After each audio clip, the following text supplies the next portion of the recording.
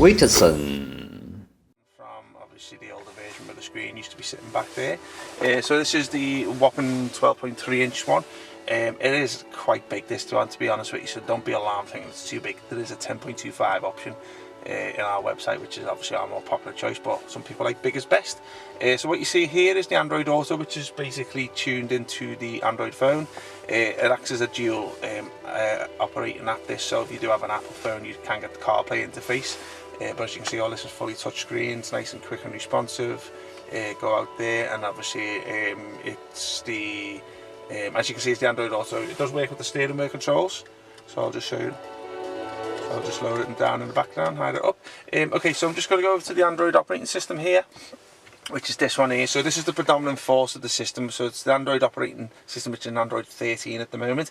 That Android Auto is just an application built into this. So obviously this one's got the built-in Play Store and stuff like that. It does work perfectly in conjunction with your old menu settings. So if I just screw that one there, you can see that's the old Audi interface that you are normally used to. It does work with the original rear camera of the car.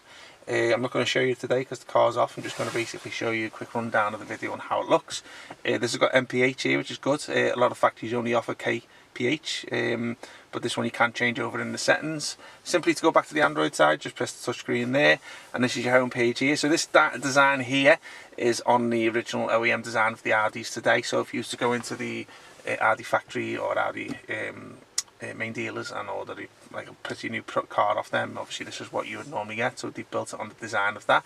Navigation, put anything to it you want. I mean, it's got built-in Google Maps on it anyway, but you can download other maps of choice and link it over to there, like Waze, Copilot, TomTom, etc. You just download it from the Play Store into the system direct. Now this is an online app, so it does need an internet connection. So basically this is why you're probably not getting nothing now, because we've not put an internet connection, but you can put a SIM card to it, or you can link your hotspot on your phone to it either. Your music app here, this is if you want to play your music your old-fashioned through a USB pen. It does come with 2 USB cables, so you can put a USB pen in there and put your movies on there as well as your album covers. Just to show you, that's the music app. This is the video app, again through the USB. So as you can see, you'll probably see a dummy, maybe a test one on here. So let's see if it comes on. Sometimes the factories put a test one on for you. Don't think there is one actually. No. So factories forgot to put one on there. There's normally one on the internal memory just to show you how it works. Oh, there you are. There we go.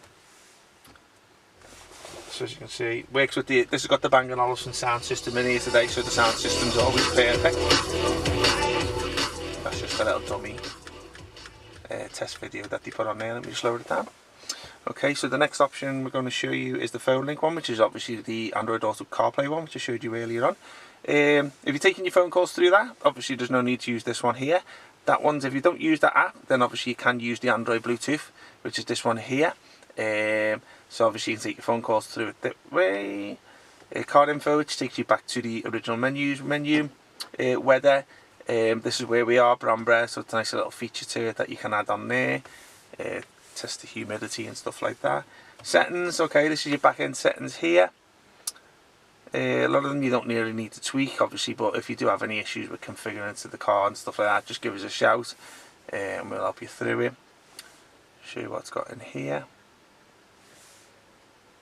Okay, just a good thing is some people prefer to have a specific video and a music app on the home page, which you can do that on this one.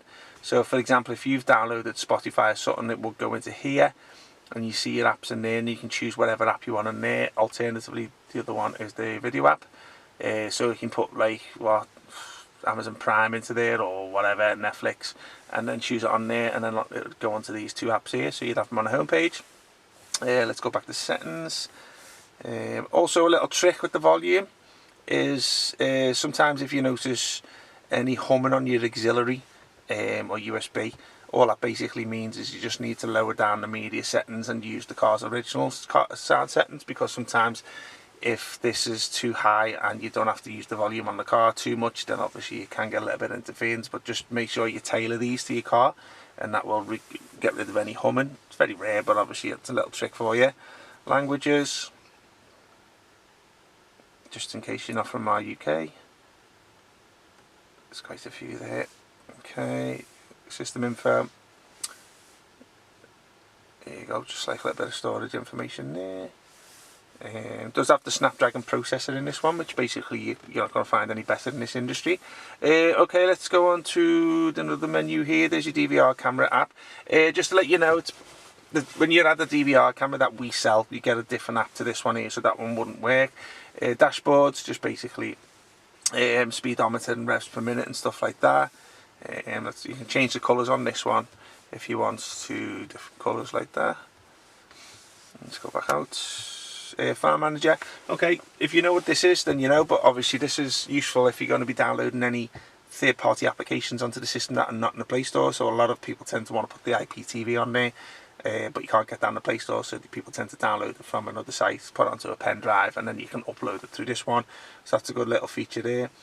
Browser, again, it's just an internet browser if you want to go start searching for Icebox Auto products or stuff alike.